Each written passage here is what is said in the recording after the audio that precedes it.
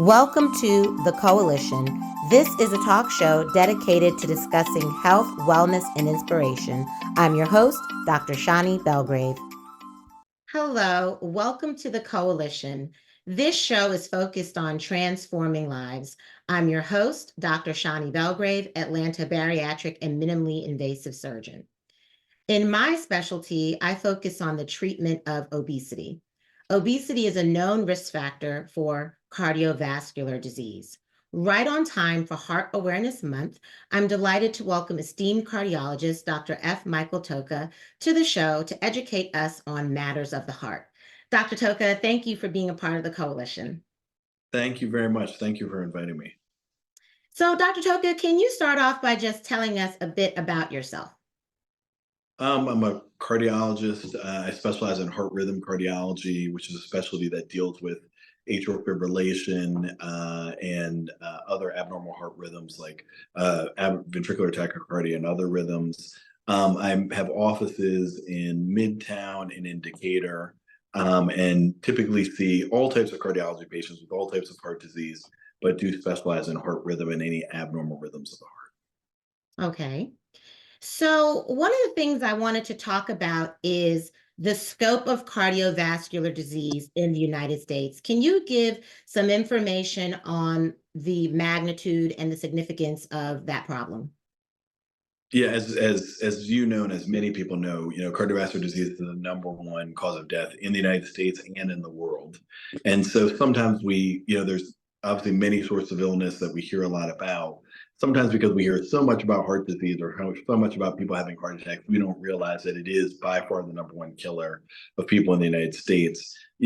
Approximately 800,000 people a year will die of cardiovascular disease. So it's a very serious illness, and it has a lot of morbidity and mortality associated with it. When we think about the scope of the disease, there's some life-threatening illnesses that can happen for someone has a heart attack or someone has a dangerous abnormal heart rhythm and that type of thing. And there's also other types of abnormal heart rhythms that happen that can be where people have fast heart rhythms or slow heart rhythms and may need something like a defibrillator or a pacemaker and other things like that. And so there's a broad spectrum of disease, but it affects a tremendous amount of people in the United States. It's actually estimated that by 2035, that about 45% of Americans will have some type of heart disease. Wow. So it really affects a tremendous amount of people in the world, and especially in the United States. Hmm. Well, what are the risk factors? And given what you said, what are some things that we can do to try to modify the risk factors?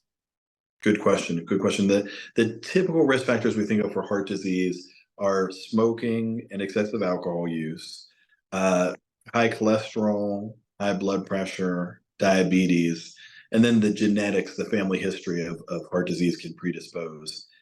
Obviously, the genetics we can't do anything about. So that part of things is sort of set in stone. But all of the other things we can sort of help control and decrease our risk of heart disease. The way I like to think about it with patients and with other people is, one is that we can certainly control our blood pressures, get your blood pressure checked, make sure exactly that the blood pressure is within the normal range. The normal range for blood pressure is less than 135 and less than 85. So making sure the blood pressure stays within that range, that the blood pressure isn't elevated. Looking at your blood sugar, making sure that you don't have diabetes or pre-diabetes, making sure of those things. Looking at your cholesterol at least once a year, or for people without any heart disease, at least once every 5 years, making sure that the cholesterol is within the appropriate range for you. And then, that's on the side of looking at disease and which may contribute, but there's also a lot of other things we can do. For those types of diseases, there's some of the things we'll talk about with lifestyle and healthy eating that will impact those diseases. And there's also medicines. And the way I like to think about it usually is a combination of things. Sometimes in the doctor's office, we talk a lot about medicines, but we don't talk about all the other things that can be helpful in terms of helping out those risk factors for cardiovascular disease. And so, one thing is healthy diet. In terms of eating a healthy diet, our American diet is part of the reason why we have so much heart disease in the United States. That our American diet, the average American diet, is often not the healthiest in relation to our heart. And so, really avoiding fried foods, avoiding fast food, avoiding adding too much salt to the food, avoiding too much sugar in desserts, and eating a lot of fruits and vegetables. All of those things are important. And those are not necessarily what's emphasized in the American diet. And so really, in the American diet, we eat a lot of meat, generally eating less meat and eating more of meat, eating more chicken and fish and that type of thing, or less meat overall is helpful. Avoiding frying food, like we talked about, is helpful, but really focusing on the diet because that helps us. That's the fuel that we use every day. And a lot of sources of disease is related to our diet. The second thing is exercise. With exercise, I generally recommend for people to think about it in two different ways. One is the amount of like tracking the amount of steps you do every day by like keeping a phone in your pocket or wearing a watch or having a pedometer or something where you set a minimum number of steps you're going to do every day, whether you're working or whether you're not working, whatever you're doing during that time period, that you make sure you at least meet the minimum number of steps per day and picking the right amount for that person. And find the right number of steps. It may be 3,000, maybe 5,000, maybe 10,000, maybe 20,000, but find the right number for you and make sure you're doing at least that minimum every day. And then the second part of the exercise is trying to at least 3 times a week, getting your heart rate up. And again, depending on the person, that may be for 20 minutes, it may be for 30 minutes, it may be for an hour. In an optimal world, it would be for at least 45 minutes to an hour, at least 3 times a week. And so healthy diet, exercise, another component of our overall health is just making sure you get enough sleep. Sometimes we don't pay enough attention to sleep. So certainly you as small children, I have small children, we know that can be difficult to get enough sleep, but really focusing on trying to do things that allow us as much as possible to get enough sleep and that the quality of our sleep is good. And then lastly, trying to minimize stress. And that may be the hardest part of it because, a lot of sources of stress are external things, but trying to do everything possible to minimize stress. I think of it as that, we can measure your blood pressure. So we know the negative effects of high blood pressure, that high blood pressure can cause strokes and heart attacks and that type of thing. But we don't recognize that stress in a similar way can cause problems. It's just important for us but we can't measure the stress. We don't have a number of the stress, but it is important to minimize stress. So I think of all those things are important. Sometimes in conjunction with medicines, but controlling the blood pressure, the blood sugar, the cholesterol, number one. Number two, making sure we're exercising. Number three, making sure we're eating a healthy diet.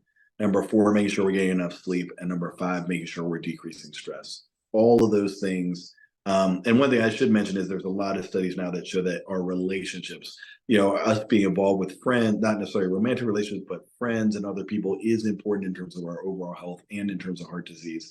So making sure in a holistic way that we do everything possible to make sure that we all live to 110 years old. Well, that is really great information. I see a lot of patients that have high blood pressure. And one question I have is how often would you say that patients should be checking their blood pressure at home to make sure that it is well controlled on their current regimen? Excellent question. Excellent question. High blood pressure, we talk a lot about, heart attacks and atrial fibrillation and different forms of cancer and other things. We don't talk enough about high blood pressure because high blood pressure is an epidemic. And so we have, they call high blood pressure the silent killer because we have millions of people in the United States walking around with very high blood pressures who don't realize it because their blood pressure hasn't been measured. Sometimes people say, I always know when my blood pressure is high because I have a headache or because I have other symptoms. Where really, when we look at studies, it can be difficult to know when your blood pressure is elevated. And the only way we know is by measuring our blood pressure or having someone else measure our blood pressure. Every pharmacy in the United States sells automated blood pressure cuffs, and which the accuracy has gotten better in those cuffs.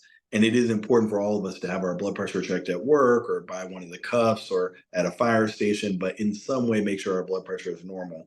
When I see patients who are, 20 years old or 25-year-olds who have had a heart attack or are on dialysis because their kidneys have failed, in most cases, it's because of high blood pressure. And it's just very, very high blood pressure that's caused that to happen. My sister's husband had a heart transplant, and he is an exact similar example where he was told in his early 20s his blood pressure was high. And then, as he got to 30, he started to have a weakened heart and other symptoms from it, and eventually required a heart transplant. And so it's one of those things where, for all of us, one of the most important things we can do, or one of the simplest things we can do, is check our blood pressure and make sure our blood pressure is controlled. And, from risk of stroke, risk of heart attack, erectile dysfunction, all of those are often sequelae of high blood pressure. And controlling our blood pressure can help make all of those things, decrease our risk of all of those things. And so it's incredibly important. And so it's one of those things where I think first step is getting your blood pressure checked. And if you notice that it's high, getting it checked more frequently. If it's normal, saying at least once a year, I'm going to get it checked in a pharmacy or somewhere just to get the blood pressure checked. But if it's abnormal, getting it rechecked soon, and then seeing a doctor and assessing what the treatments are. Sometimes there's lifestyle modifications alone. Sometimes there's medications and lifestyle modifications. But in either scenario, finding the right thing for that individual person. Like, I think one of the most important things that I try to accentuate is finding the right thing for every patient that I see, which is different for every patient. And so it may be that a medicine is the right thing, it may be that lifestyle changes are the right thing. It may be that the combination is the right thing, but it may be that one medicine works better than another for a certain patient. But the key is finding the right thing for that patient and making sure that their blood pressure is controlled and all these other risk factors are controlled. Okay. And then similarly, another thing that I encounter on routine lab work is high cholesterol, hyperlipidemia. From your perspective, do you have any thoughts on when somebody should be put on a statin versus just a trial of lifestyle modification? Good question. Good question. It does depend on what their underlying risk factors are. So someone who's at high risk, like someone who's had a heart attack or is at high risk for a heart attack, would be more aggressive with giving them cholesterol medication. Whereas someone who's at very low risk, there are other things that can be done. Lifestyle modification being the most important. Just to give an example of this, like if I saw a patient who had a heart attack and had a elevated cholesterol, let's say 120 for their bad cholesterol, for their LDL, that person, because they've had a heart attack, and we know with that cholesterol of 120 that they had a heart attack, or their LDL, bad cholesterol, the LDL of 120, that person you want to be more aggressive about pushing down their bad cholesterol. But I have other patients. I have a patient who's a marathon runner who has a total cholesterol of about 220, has a bad cholesterol of about 120. And what we did for her was we got a scan of her heart to make sure there was no calcium there, and we're just monitoring her closely with.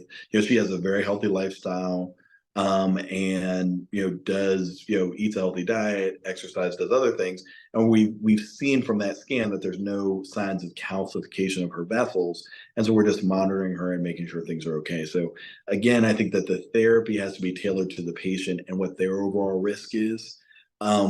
But it starts with that. For getting your cholesterol measured is the first step for many of us, and then really trying to do the healthy diet and exercise.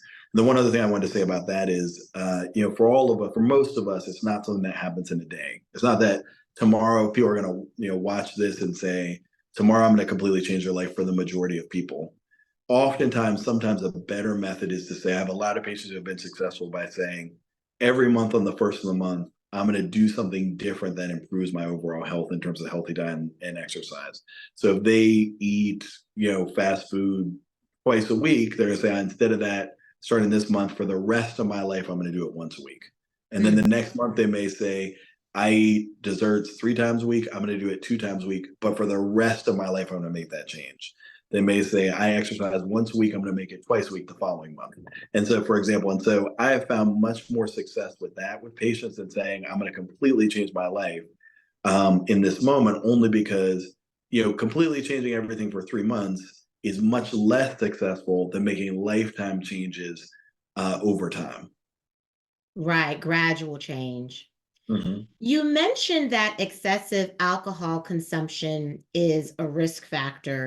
Right. So in general with alcohol, they call it alcohol equivalent. So what we think of as a small glass of alcohol. So one for women, one alcohol equivalent; for men, 1 to 2 alcohol equivalents per day within a 24-hour period. So if you drank what is for us a small glass of wine or a small glass of alcohol, or for 1 for women and 2 for men per day, those people will usually do equally as well. Not necessarily better, but will do equally as well in terms of their cardiovascular risk. For people's overall risk who drink more than that in a 24-hour period, they do worse.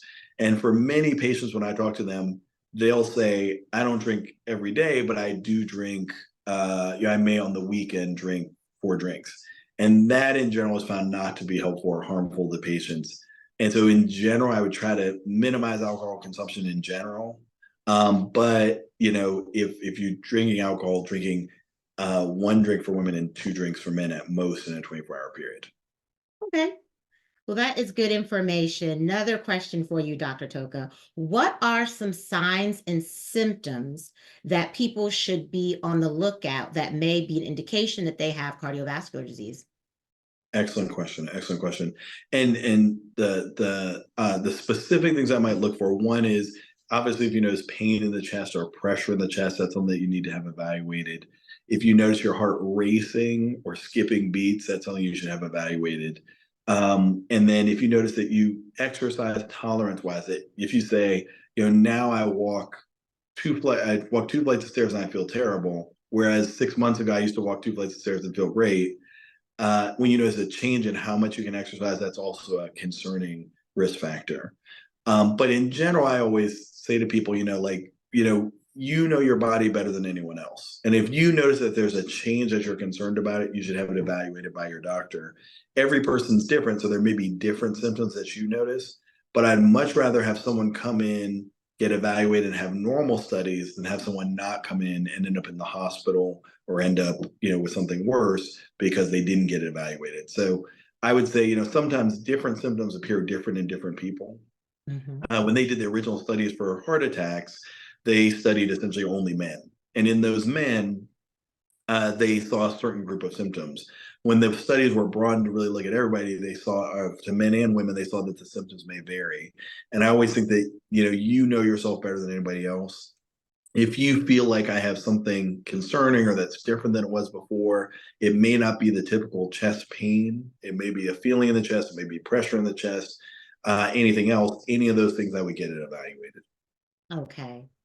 And one question I had is, can you improve a heart that's already been damaged? So if there's already a fatty streak, there's a plaque, and you make certain lifestyle changes, is that reversible?